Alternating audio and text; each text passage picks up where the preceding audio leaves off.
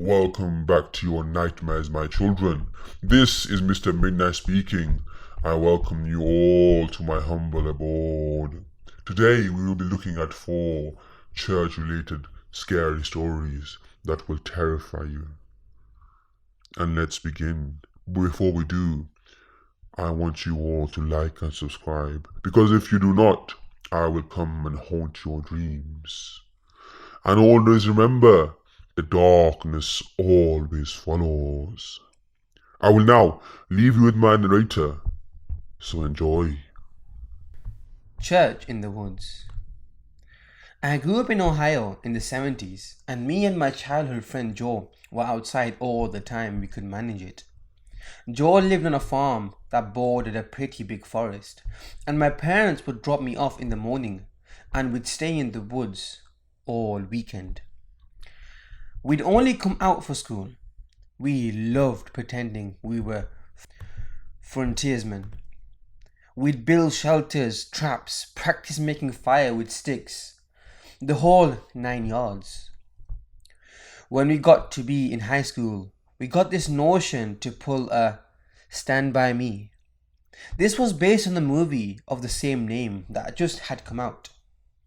The idea was that we'd walk the railroad tracks out in the country, but instead of looking for a dead body, we'd find cool bridges to fish from and camp a little ways off the tracks. Of course, we knew this was dangerous and would likely be trespassing, but we were kids. We had a lot of fun. We did find beautiful rivers. We discovered bridges no one went to. We fished. We hid from trains. At night, we camped in woods just near the tracks and made small hidden fires. Nothing bad ever happened. It was idyllic. In fact, it was so fun we did it multiple times. Never had a problem. After high school, me and Joe went our own ways. We both left home, but always stayed in touch and always tried to coordinate visits so we'd see each other occasionally. Well, one summer in the mid-90s, it worked out that we were both in town for about a week. We'd do stuff with family in the day, and at night we'd either catch drinks at a bar or sit outside Joe's house around a fire and talk about the old days. One night me and Joe got to talking about our Stand By Me trips. Well, nostalgia and beer are a hell of a mix.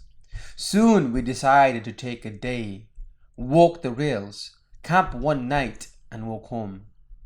The day came. We started out early morning. We had my wife drop us off in our old spot where we used to start, right outside our hometown. She thought this was absolutely crazy and made sure to mention it.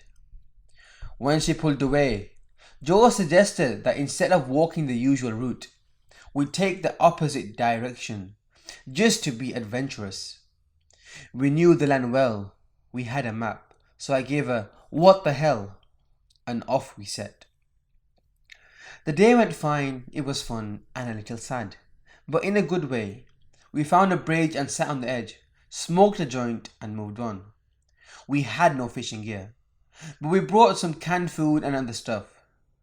Before night started to set in, we picked a spot to camp. It was a thick forested area, trees on every side of the train tracks, so you felt like you were in a tunnel. We had brought small hammocks to sleep on. But before we set them up, we decided to do a little scouting of the perimeter. Now, this is what we used to do in the old days too. We'd walk the area around a little bit to make sure some dude's house wasn't just over a hill, and we were actually camping in their yard. We walked maybe 100 or so feet into the woods and up a small incline. We figured if we didn't see anything from on top of this short hill, we'd be fine.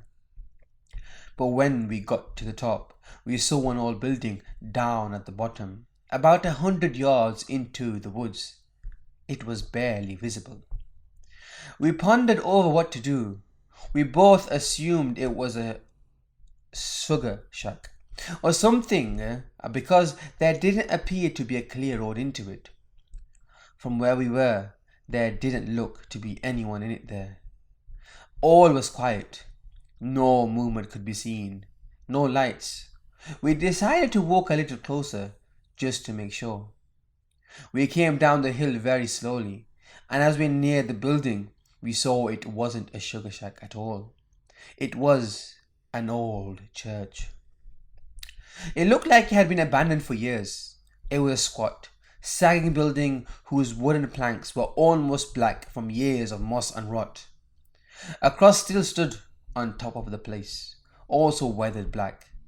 None of the windows had glass, and there were no doors, just open doorways. We got close enough to see inside. There were rows of pews and a built-up section in front for a preacher to stand. We didn't go all the way in. We didn't want to. Beyond all that, there was no sign of anyone else. No footprints, no paths, no roads. It was an abandoned church. We left immediately and went back up the hill to a spot we had picked to camp.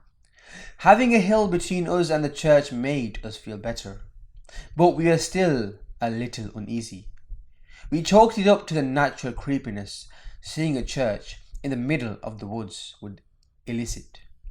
Besides, at this point it was dusk, and we just decided to rig up our hammocks and go to sleep and move on at early morning.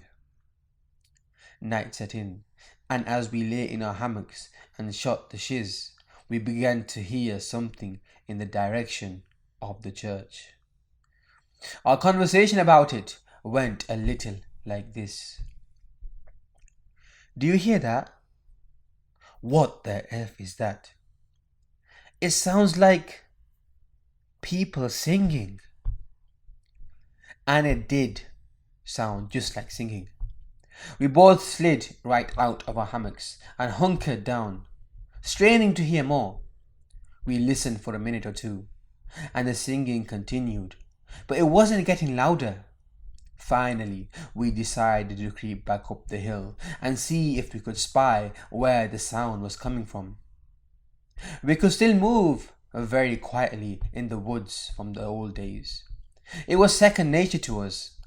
The moon was barely out, but it provided enough light so you wouldn't walk right into a tree.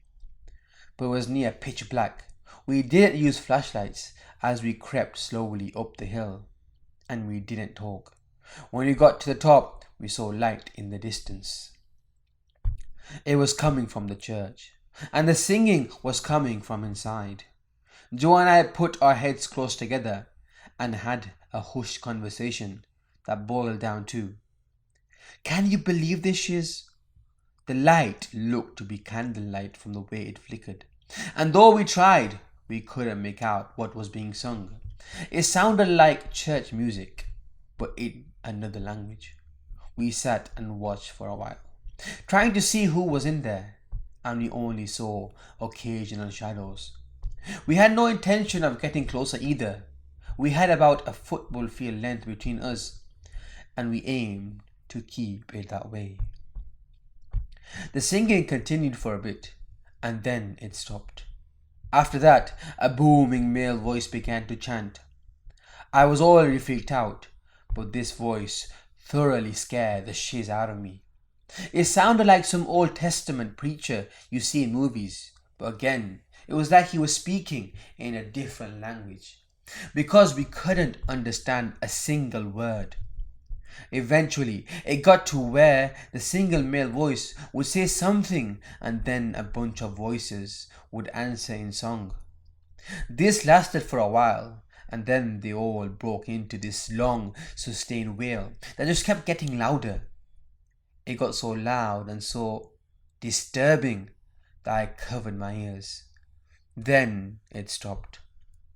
At this point, I was just getting ready to say, let's get the F out of here, when Joe put a hand on my shoulder and hissed, they're coming out!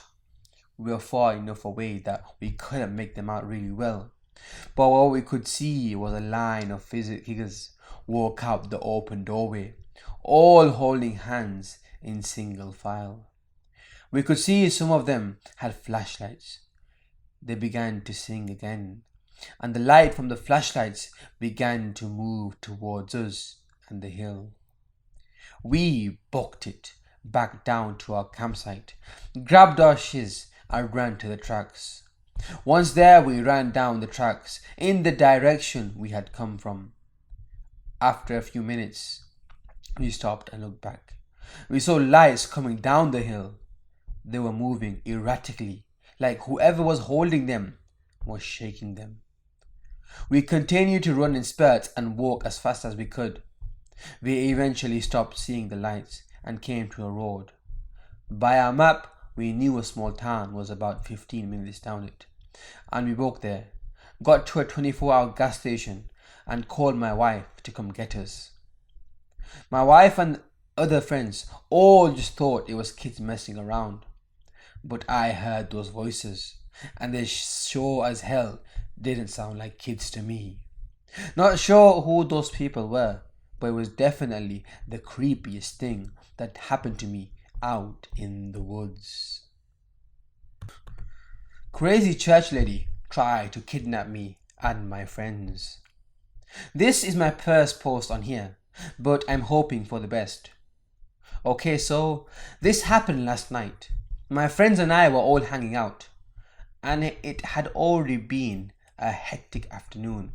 Without going too much into detail, we'll save those for later. It was a relatively warm evening, so we were going for a walk around the town the majority of us lived in, which is something we do often enough that we would have felt safe doing it individually, let alone the group of 7 people we were in now. There were 2 15-year-olds and 4 16-year-olds, one of which is a month away from 17. So we had been walking for over an hour now. We always walk to this ice cream shop, which is the furthest point from the house we meet at before we turn around and head back. We were already halfway home from there at this 4-way intersection by a Dunkin' Donuts. We're approaching the intersection, laughing about something stupid, when this lady comes across the street and she starts screaming. She was borderline old, late 40s to mid 50s. For clarification, CL, crazy lady, C, cousin, OL, old lady, F, friend. So the crazy lady says, wait, stop, wait. She runs across the intersection through traffic to get to us. Now at this point, all instincts were trying to turn around. The problem was the get home we had to go in the direction this person was running from. We approach the intersection just as she reaches us. The crazy lady says, "Oh good, you're all teenagers. Will you come to our concert later? We have 4 bands. It's teenager music. We've got free pizza and snacks like brownies and cookies. We've even got our popcorn machine." Needless to say, we were a little disconcerted. We tried to politely decline, saying that it was getting dark and we were on our way home. However, she would not let us get a word in edgewise. My friend tried to tell this lady that she didn't like that type of music, but she quickly changed her original statement. The crazy lady said, "It's all kinds of music. Come on, you'll love it. If you don't like it, you can walk right back out. It's just a mile up that street, right over there. Come on, you'll fit right in."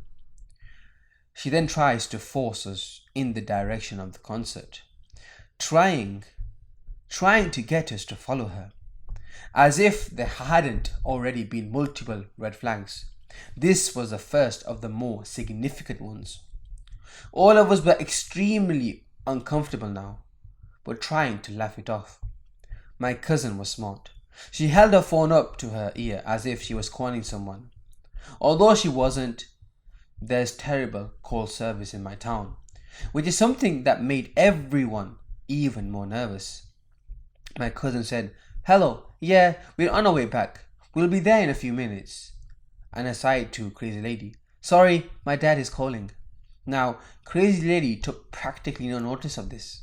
She just kept trying to convince us By now, the sun was almost completely set. We were all itching to just get out of there and go home. My friend says, "We have to go ask our parents first." He is the most scary and unsettling part of the whole conversation, in my opinion. Crazy lady says, "No, don't tell your parents. It's only half a mile up that road. You all have cell phones, don't you? You can call them on the way there." Now we are all more than a little nervous. Everyone is looking at Dunkin' Donuts as though if we looked hard enough we'd teleport. Nobody really says anything at this point. We don't know what to say. The crazy lady says, "Don't worry, it's in a church. Nothing bad can happen to you." Cue nervous laughter and muffled disagreements. "It's on until 9. We'll be there in half an hour." She gestures across the street to this other lady and 2 kids in matching yellow t-shirts. They come running across immediately, and as we get closer and look, it's obvious the kids are extremely uncomfortable and would rather be anywhere else in the world. The other lady is definitely older, as she has white hair. The crazy lady says, "These guys are coming to a concert. They don't know anybody but..." The old lady interjects as the kids hand out a few flyers. "Old lady, they don't know anybody. Perfect." At this point, we're all done with this conversation. We have no intentions of being kidnapped 10 minutes from our destination. We start walking across the crosswalk to Dunkin' Donuts. They want assurance that we'll go later, and we give it to them. Falsely, of course. We went into Dunk's because there were more people in there, and we felt safer since there hadn't been anyone on the street. Going to be telling this story for months, honestly. All I can say is, to the crazy lady and her friends who tried to kidnap a bunch of teenagers off an empty street, let's not meet again. Odd neighbors. We've been in this house almost 2 months now. I love it. 5 acres and a lovely home. Great place to raise my kids. Then I met the neighbor across the road. Turns out his daughter lives to our left, nephew to our right, sister 2 houses one way, brother 3 houses the other way. Not uncommon, but still interesting to learn. The guy is 82, but looks and acts like he's 60. He's also the most racist, sexist person I've ever met. He told us our yard is to be mowed every 5 days. This is farmland. There is no HOA. And my yard is hayfield. We are bowling. That I am not to address him directly, but to have my husband call or go through his wife if we need anything. He said I should grow my hair out as to look more motherly. I just smiled and nodded, attributing his attitude to age. Days later, a knock on the door. Gentleman introduces himself as neighbor, diagonally across the street. Has me a Bible, says everyone on the street attends a certain church. His smile is all teeth. Everything about his screams sleazeball. Turns, still grinning, to walk down my porch, steps saying, "See you there Sunday," before I can answer. Saturday my husband is outside when a car pulls up. First neighbor's wife walks right into my house like she owns the place, gasps at the Halloween decorations and asks to speak to the woman of the house privately outside. Yeah, outside sounds like a great idea, I snapped, more than a little agitated. Again, I consider age. Among the topics were, you need to mow the lawn. My husband is going to tell yours that you've been driving and walking out of the yard to get the mail. You need to take down those skeletons, they're vulgar. I will be babysitting your infant son twice a week for 5 hours, since he is the first. Shit you not, her exact words, fresh blood in the area in a long time. At this point, my mama bear becomes way stronger than my southern manners, so I stand up and tell her to leave. She seems unfazed, telling me I need to be more ladylike, so I tell her, leave, or I call the cops. She huffs and leaves. She or her husband have parked in the road and stared down my house twice now. The church fellow has left us handwritten letters in our mail every week since the first Sunday. We missed you at the church this Sunday. You need to be there this week. I already went to the cops for whatever good it did me. I feel like I moved into the Wrong Turn movies. Weird neighbors. Let's quit meeting. Crazy religious creep. This is my first account here, so a little backstory on this place. I live near the Navajo reservation in a town called Gallup, New Mexico. A town full of religious hypocrites, drunks, aggressive panhandlers, etc. This is just one of many true, horrifying tales of this town. I'm Native American, female, 21, and an alternative model. New Mexico is a poor state, meaning there's hardly any jobs here, especially near and on the reservation. So at 18, I started doing online adult webcam. In other words, I'm a cam girl, and honestly, I loved it. The pay was better than what I had thought. It gave me confidence and, most importantly, friends. One night I was getting ready for a session when I heard a knock at the door. So I quickly put on a robe and went to go check it out. Here's the thing about New Mexico. It's full of religious freaks, and living near the reservation, you get somewhat uneducated people. Anyway, I opened the door just a little bit to see who it is, when this rude asshole tries to push the door open. Thankfully, I had it chained, so he didn't come in. He then says, "Hello miss, I'm D, the church of blah blah." At first it was kind of weird because why would anyone from a church be out this late? But what he said made my skin crawl, because you see, he called me by my business name.